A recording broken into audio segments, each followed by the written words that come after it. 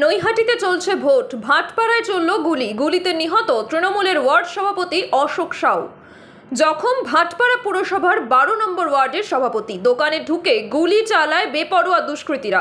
এলোপাথারি বোমাও ছোড়ার অভিযোগ স্থানীয়দের। এ নিয়ে অর্জুন সিং বলেন, যেখানে গুলি চলেছে জগদ্দল থানা থেকে 20 মিটার দূরে, 20 থেকে 25 মিটার হবে ফিতে মাপলে। এই থানার পিছনে মদের ঠেক চলে, থানার পিছনে জুয়ার ঠেক চলে।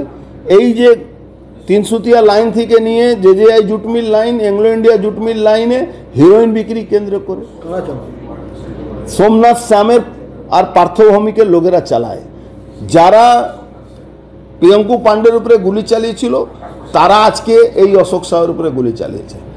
সব থেকে বড় ব্যাপার, প্রকাশ্যে একদম রোডের উপরে, ঘোষপাড়া রোডের উপরে এই খুনটা 5 থেকে 6 রাউন্ড গুলি চলে যায়। বোমা পাওয়া গেছে, বম ব্লাস্ট হলে আরো 2-4-5 জন মরত। আপনারা দেখছেন ইউএন লাইভ, বাংলা খবরের শেষ কথা।